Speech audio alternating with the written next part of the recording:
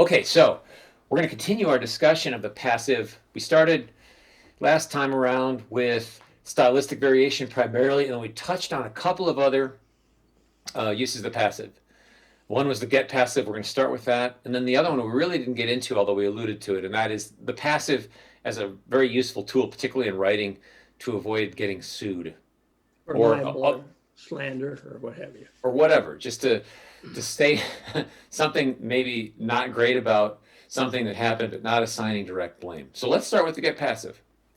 Well, the get passive is many people think that the only way you form the passive voice is for, let's just say, the past tense of a verb plus some form of the verb to be. But also there's something called the get passive.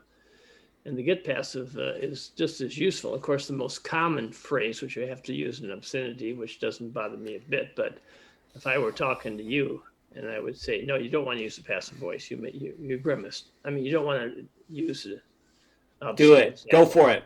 Okay. Our audience can take it. I'm going to. So anyway, I would say in conversation, and I would say in writing because, I have no bounds. I would say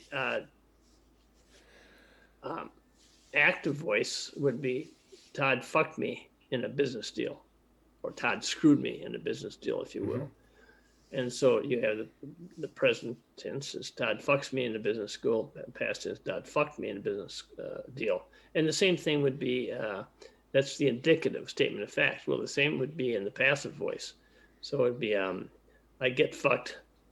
I don't have to say by Todd. I don't have to say. I could say I get fucked in the deal, but I don't have to say by Todd. Or got fucked in the deal, or got screwed in the deal. Well, that would be the past passive. I got fucked. Yeah. I got fucked in the deal, and I don't have to mention Todd's name. So I think it's important to know that. But we use it all the time in conversation. Right. You know? Like I got all hosed up. So you're not assigning blame necessarily, and sometimes it's accurate to say that because we don't know who the blame is. Oh, absolutely right. It got clogged. The drain got clogged. Well, whose hair clogged the drain? Is that really relevant? No, the drain's clogged. You got to unclog the drain. It was Maya and Lily. Yeah, typically when it's hair in the drain, this is not the culprit. Yeah, it's the girl's hair. Right. It's blonde. It's the girl's. But anyway, and Carol too. But anyway, the other thing that's very valuable is to completely avoid taking responsibility. And I can think of one prominent example. Another one will probably come to mind, but Louis Fry, if that's how you pronounce his name, was head of the FBI for years, and then he became Louis Free, yeah. Louis Free, and then I think he became a judge. But anyway, during the Jerry Sandusky, is it Penn State or Penn State? Penn State, definitely not. Yeah, not Michigan. No, not yet. Controversy. Yeah. He was the judge of that, but before that he was really quite famous because he was a director of the FBI, and he was talking about Waco and the Branch Davidians. You probably didn't even know about that, but I did. Absolutely. Okay. Nice. It's like 92 or 93. So yeah, David Koresh, if I recall, and the Branch Davidians. And of course, what happened was the last day of the standoff, this cult, Koresh or the FBI, we don't know.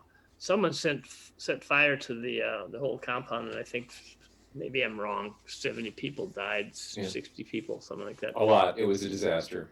Yeah, it was a disaster, and Frey came up afterwards to announce it, and he made this wonderful comment: "Mistakes were made."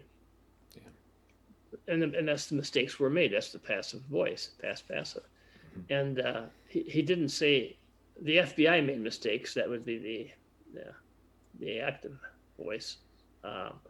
I didn't say David Koresh and the Branch Davidians made mistakes. No, what he did was he avoided taking any sort of responsibility. And he says, mistakes were made. Well, you see, by putting that in a passive voice, you drop the agent of the active voice sentence. And we don't know who made the mistakes. So, in summary, passive voice, stylistic variation. Wonderful. You don't want to have all of your sentences begin I. And then likewise, in a similar measure, you don't want to have all of your sentences in the passive voice, Correct. Yeah. So it's boring. So what you do for sentence variation, you shift around.